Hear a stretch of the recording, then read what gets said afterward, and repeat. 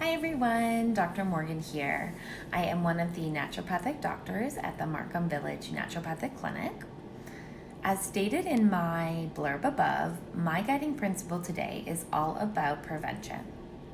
Being a type 1 diabetic of over 16 years now, I have been able to witness firsthand just how powerful food and nutrition can be when both managing blood sugars and in helping to prevent complications from arising.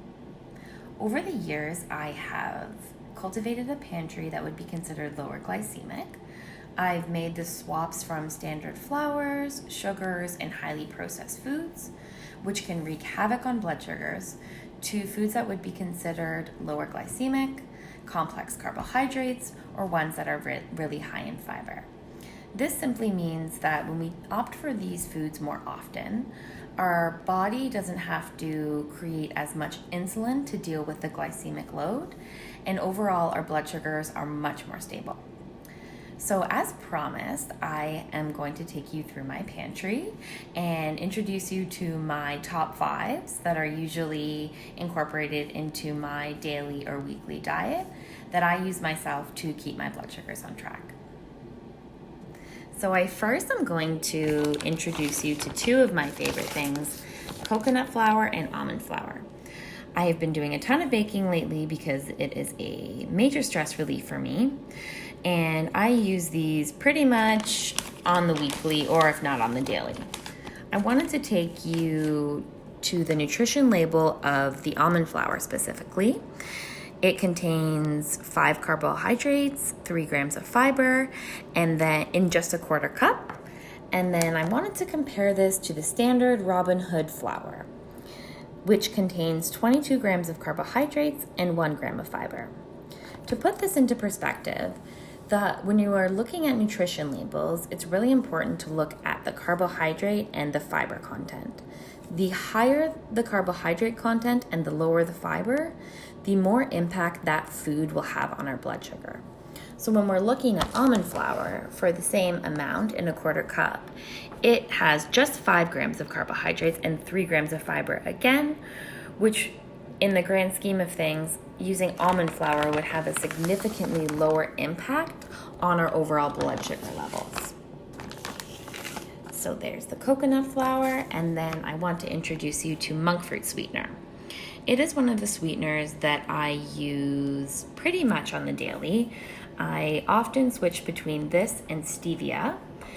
Both of these are plant-derived alternatives, and I use them in place of white or brown sugar.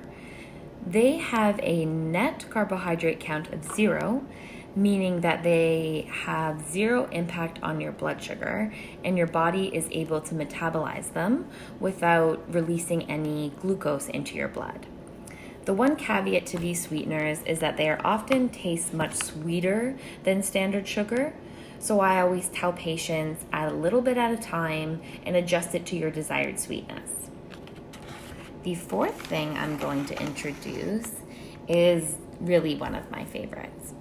I'm not a pasta lover, so I don't find myself craving it all too often, but when I am, I turn to this brand of bean noodles. They have a few different style of noodles and style of beans that they use. The thing I get very excited about here is the nutrition label. So in just a 1/4 package of the food, it packs a protein punch of 19 grams, which is a significant amount to get in one meal. It also has a carbohydrate count of 20 grams, but a fiber count of 9 grams, meaning that it will have a much lesser impact on your blood sugar comparatively to the standard wheat pastas. I find it's very hearty, very filling, and I use it with pasta sauce or meatballs or whatever I'm feeling like I'm craving that day. And lastly, this one is my all-time favorite. So these are dark chocolate chips. They are from Cuisine Camino, and the ingredients in them, I don't know if you can see because as you can tell, I use these very often, so the nutrition label is covered, but they are made with 100% cacao, cocoa mass, and cocoa butter. They have 0 added sugars and are free of all of the common allergens, which is good when you are cooking for someone who is celiac or might be lactose intolerant. The thing I love about these is that they are so versatile. They can go into anything: muffins, chocolate chip cookies, pancakes. I truly put them in everything. And comparatively to milk chocolate chips or other types of standard chocolates, they have very little impact on your blood sugar while still giving you that chocolate flavor. So thank you so much for joining me today. I hope you found some inspiration for some low glycemic cooking or low glycemic baking, and especially while we're all spending a lot more time at home, now's the time to seize the day. Have a wonderful Thursday and happy 5th day of Naturopathic Medicine Week.